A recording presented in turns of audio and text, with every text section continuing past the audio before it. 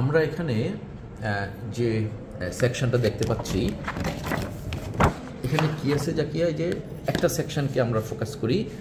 দেখো যে dense opacity, এর চারপাশে কিন্তু একটু ফেইন্ট অপাসিটি আছে।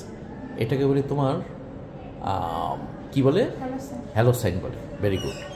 তার বাইরে এটাকে আমরা ইগনোর করব না, বিশেষ করে when we are dealing a immunosuppressed patient, এবং পেশেন্টের ইমিউনোসাপ্রেশনের কোনো ফিচার আছে কি না সেটা আমরা একটু পরে দেখব। দেখো এই যে মাঝখানে একটা ব্ল্যাক আছে না, ব্ল্যাক এরিয়া, আমরা এটা কেভিটি বলতে পারি, কিন্তু আসলে এটার একটা ইমিউনোসাপ্রেসড পেশেন্টের যখন এরকম ফিচার নিয়ে আসে যে ডেন্স অপাসিটি এবং ব্ল্যাক উইদিন, তখন সেটাকে আমরা হাইপোডেন্স সাইন বলব।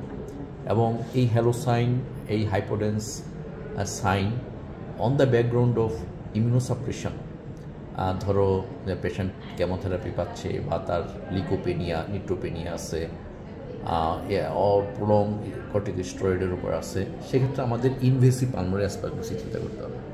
এখন এই যে কনসোলিডেশন, বাইলেটারাল, এই যে তোমার হ্যালো সাইন, তোমার এইখানে তোমার যে ফেইন্ট অপাসিটি, এই সবগুলিই কিন্তু এখানে তোমার যে নোডিউলস, আমরা ইনভেসিভ পালমোনারি অ্যাসপারগিলোসিস দিয়ে ব্যাখ্যা করতে পারি।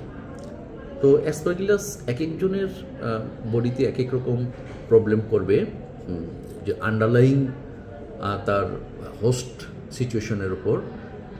তার মধ্যে একটা হলো যে কারো যদি সিভিয়ার ইমিউনোসাপ্রেশন থাকে, তার সে কী করবে, ইনভেসিভ পালমোনারি অ্যাসপারগিলোসিস। আমরা তবে দেখি পেশেন্টের ব্লাড কাউন্ট। ওনাকে 3 ব্যাগ রক্ত দেওয়া হয়েছে না, কি হয় আপনার?